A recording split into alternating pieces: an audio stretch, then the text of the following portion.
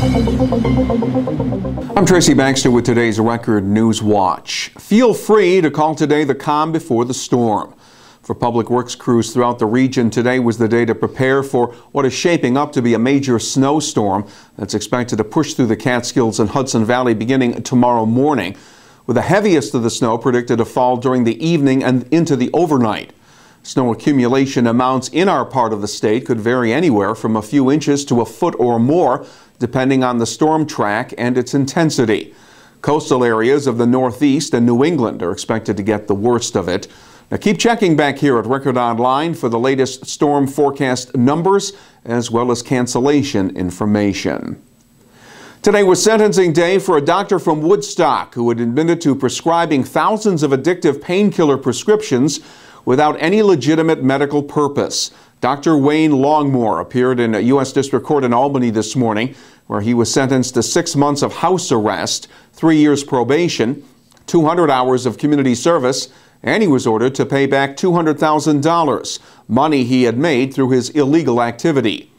Dr. Longmore had pleaded guilty last October to charges that he wrote between 2,500 and 5,000 prescriptions over a 5-month period for hydrocodone, which is often taken by young people as a recreational drug. Longmore admitted to prescribing hydrocodone, 10,000 prescriptions over 25 months, to patients at their first appointment, and without verifying their claims through a physical exam or medical history. Longmore pleaded for leniency at his sentencing. He could have gotten up to 10 years behind bars. As part of his guilty plea, the 63-year-old Woodstock physician had to forfeit his medical license. Elsewhere, a Poughkeepsie man has been indicted for attempted murder for stabbing 3 people in the city of Newburgh back in November, including Newburgh police officer Eric Anderson. 35-year-old Larry Gant Jr. was named in a 14-count indictment handed up by an Orange County grand jury today that included aggravated assault on a police officer. Officer Anderson was stabbed while trying to break up a fight and place Gant under arrest. Prosecutors say Gant had stabbed 2 other men prior to attacking the officer. All 3 have since recovered from their stab wounds. Gant continues to be held without bail in Orange County Jail. Here we go again. You have no doubt noticed that the cost of putting gas in your tank is heading back up.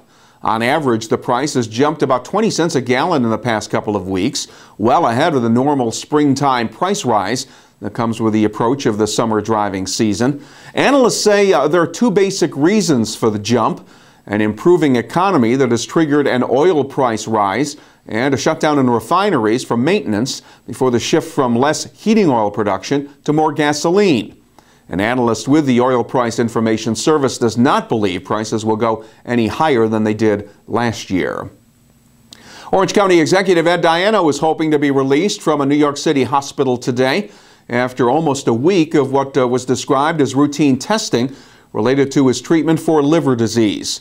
Diana recently disclosed that he suffers from non-alcoholic fatty liver disease and is awaiting a liver transplant. Despite the illness, Diana has said he plans to run for re-election this year. He was waiting for a final test to be performed before he could be released from New York Presbyterian Hospital. Those who travel to work on the Port Jervis rail line will have to shell out more money for their rides soon. Beginning March 1st, New Jersey Transit is hiking fares because of higher Metro North prices charged on other lines. The fare increase covers trains that run from Port Jervis to Hoboken and along the Pascack Valley lines from Spring Valley to Hoboken. Cost of a monthly rail pass will jump from $260 to $283. Riders on the Port Jervis line have been paying lower fares than their New Jersey Transit counterparts on other parts of the system. Metro North pays New Jersey Transit to operate commuter trains from Orange and Rockland counties into the New York metropolitan area. Police in the town of Marlborough were looking into a reported home invasion Tuesday night where a gunshot was allegedly fired. The report came from a residence at 18 Church Street where 2 intruders forced themselves inside. That's where the victims say the shot was fired. No one was hit. Police were told the intruders were pushed out of the house and then ran off. The motive is unknown. Police are continuing their investigation. And they're getting a jump on their college careers. 28 Middletown High School students received their diplomas during a special ceremony last evening at the high school. 25 of the 28 who took part are early graduates who earned the credits needed for graduation from high school prior to the traditional end of the school year in June. Ceremony speakers included District Superintendent Dr. Kenneth Eastwood, who told the new graduates not to be deterred in their efforts to accomplish their life goals, telling them their diploma is a testament to their perseverance and dedication. Sounds like Friday will be a snow day throughout the Hudson Valley and Catskills.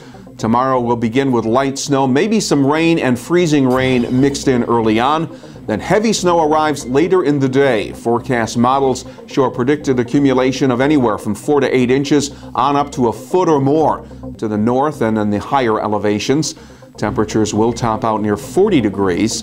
The snow tapers off during the early morning hours on Saturday, with the sun expected to break through by afternoon. The high Saturday will be around 30 degrees. For the latest information on the approaching storm and event cancellations, keep clicking right back here at Record Online and read the stories important to you in tomorrow's Times-Herald Record. For Record Newswatch, I'm Tracy Baxter.